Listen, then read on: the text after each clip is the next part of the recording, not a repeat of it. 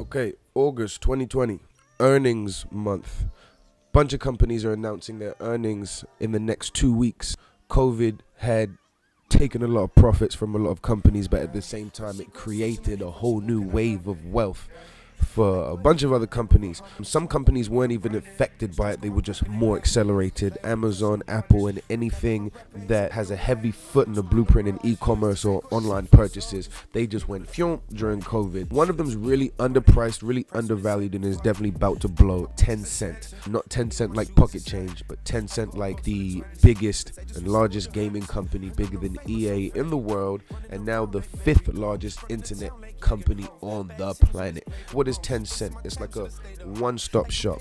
They own an app called WeChat. Now, I don't think I can sit here and really emphasize just how much of a super app WeChat is. For someone like us, our regular days, we wake up, we might check our favorite social media feed, then we might go on another app and buy some shoes and check to see what Karen's doing on this app, and then the whole time we're listening to music over here, and we're jumping from app to app, and we're sharing and distributing our data. Now, WeChat, you never have to leave the app for any of those. It's Twitter, Facebook, Yelp, YouTube, Craigslist, Uber, DoorDash rolled into one app. The average person in China stays on that app from 8 in the morning to 11 at night and doesn't deviate to go to any other app for any other reason.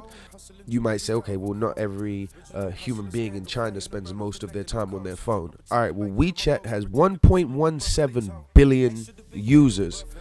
Just to put that into perspective, there's 300 million more users than Instagram. However, it's 300 million users less than YouTube, but it still has more users than Twitter and Snapchat combined. So everyone on Twitter, everyone on Snapchat combined, that's still less than all the people on just WeChat. WeChat is in partnership with 3 million companies. Almost every restaurant in China, the menu and how you pay is purely through the code scanning software that WeChat has. It is the app that owns the country. It's the app that helps that country move. If you want to do some independent research, type in the progression of China or China 1990 to 2020. US banks are scared shitless of this type app. When we use those cash apps and we use those digital payment platforms, we still need to attach them to a debit card or a bank account.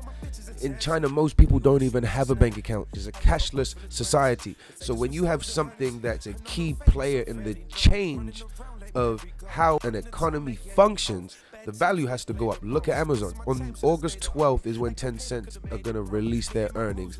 They surprised investors fourth quarter of 2019 with a 43% increase of their expectation when it came to their earnings. Couldn't imagine they've slowed down anymore because of COVID.